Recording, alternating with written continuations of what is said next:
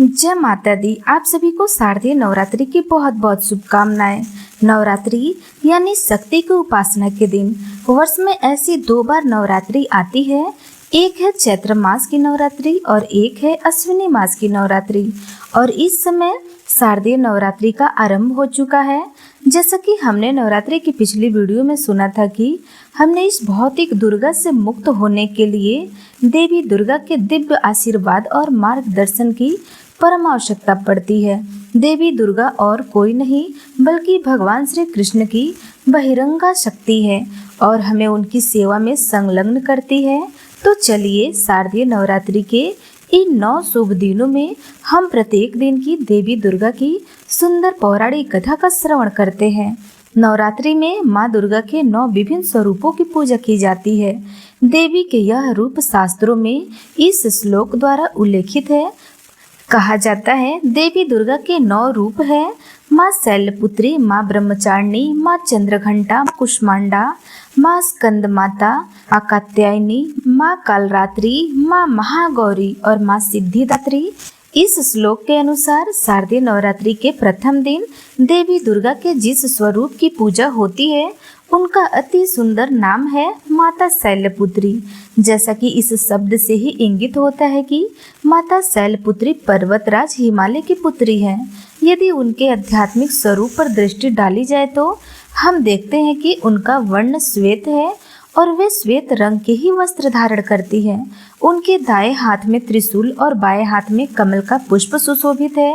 माता शैलपुत्री वृषभ अर्थात बैल की सवारी करती हैं, जिसके कारण इनका एक प्रसिद्ध नाम वृषारूढ़ा भी है। तो चलिए सबसे पहले दिन आज हम माता शैलपुत्री की कथा का श्रवण करते हैं। जैसे कि हम सब जानते हैं कि दक्ष प्रजापति की 60 कन्याएं थी। उनमें से सती नामक कन्या का विवाह दक्ष की इच्छा के विरुद्ध भगवान शिव से हुआ था। एक बार दक्ष प्रजापति ने एक महान यज्ञ का आयोजन किया तो उसमें भगवान शिव और सती को छोड़कर सभी देवी देवताओं को आमंत्रित किया गया। जब सती को यह समाचार मिला तो वे अपने पिता के यज्ञ में जाने के लिए ललायित हो उठी। रुद्रदेव के मना करने पर भी सती नहीं रुकी और अपने पिता के यज्ञ में पहुंच गई। जब दक्ष ने सती के समक्ष ही भगवान शिव का अपमान किया तो उसे यह सहन नहीं हुआ और उन्होंने अग्नि में अपनी देह भस्म कर डाली। अपनी प्रिय पत्नी सती के वियोग में महादेव ने भी वैराग्य धारण कर लिया और वो घोर तपस्या में लीन हो गए। इन्हीं दक्ष प्रजापति की एक और पुत्री थी जिनका नाम था स्वधा। इनका विवाह पितरों के साथ हुआ था। इन पितरों की 3 मानसी पुत्रियां थी, मैना, धन्या और कलावती। अब देखिए एक समय ऐसा हुआ कि यह तीनों कन्याएं भगवान विष्णु के दर्शन करने के लिए श्वेत द्वीप में पधारी और उसी समय 4 कुमार भी वहां पहुंच गए। इन चारों सिद्ध गणों को देखकर वहां उपस्थित सभी लोगों ने अपने आसन से उठकर उनका स्वागत सत्कार किया, लेकिन पितरों की यह 3 कन्याएं अपने स्थान से नहीं उठी। यह देख करके चारों कुमार उन पर क्रोधित हो गए और उन तीनों स्वर्ग से दूर होकर नर स्त्री बनने का श्राप दे डाला। इन्हीं श्राप को सुनकर तीनों कन्याएं उनके चरणों में गिरकर क्षमा याचना करने लगी। इन तीनों पर दया दिखाते हुए चतुष्कोण औरों ने इन्हें भिन्न भिन्न वरदान दिए। उन्होंने सबसे बड़ी कन्या मैना को पर्वतराज हिमालय की पत्नी और देवी पार्वती की माता बनने का वरदान दिया। दूसरी कन्या धन्या को महाराज जनक की पत्नी और देवी सीता की माता होने का वरदान दिया। तीसरी कन्या कलावती को वृषभानु वैश्य की पत्नी और देवी राधा की माता होने का वरदान मिला और इस प्रकार वरदान पाकर यह तीनों कन्याएं श्वेत द्वीप से अपने घर लौट आई। वरदान के अनुसार प्रथम कन्या मैना का विवाह पर्वतराज हिमालय से कर दिया गया। विवाह के पश्चाताप सभी देवी देवता राजा हिमालय और देवी मैना के पास पधारे।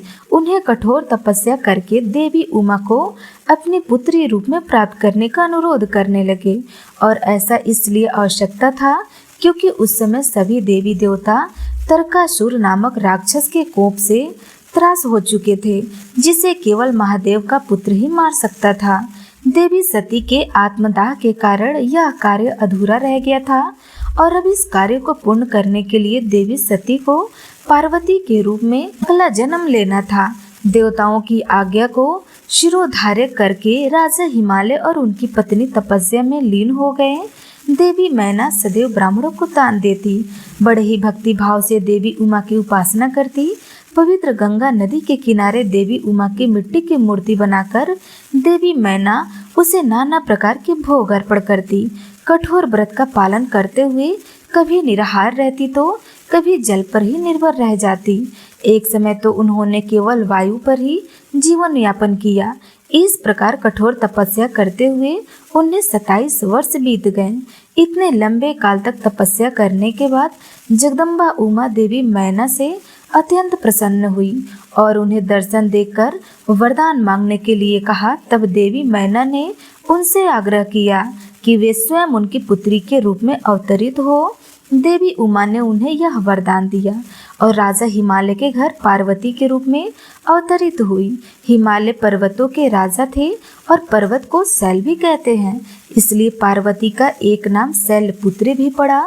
उनका एक अन्य नाम हेमवती भी है। तो यह थी माँ शैलपुत्री की संक्षिप्त कथा। आज प्रथम नवरात्रि के दिन माता शैलपुत्री की पूजा आराधना और उपासना की जाती है। उनकी पूजा करने के लिए इन दिन सुबह जल्दी उठ करके स्नान आदि से निवृत्त होना चाहिए।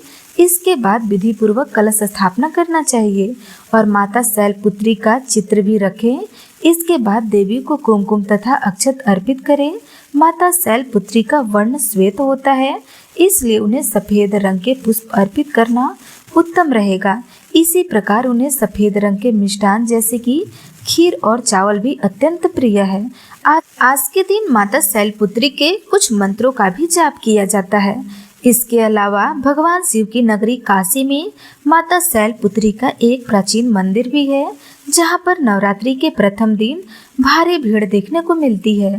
कहते हैं कि इस मंदिर में माता शैलपुत्री के दर्शन करने मात्र से श्रद्धालुओं की इच्छाएं पूर्ण हो जाती है। माता शैलपुत्री को वाराणसी भी अत्यंत प्रिय है, इसलिए वे यहाँ सदा निवास करती हैं। वाराणसी शहर भारत के सभी प्रमुख शहरों से सड़क, रेल और हवाई मार्ग से जुड़ा हुआ है और यहाँ सरलता से पहुँचा जा सकता है। तो ये थी शारदीय नवरात्रि के प्रथम दिन माँ शैलपुत्री की कथा। तो प्रेम से बोलिए माता शैलपुत्री की जय।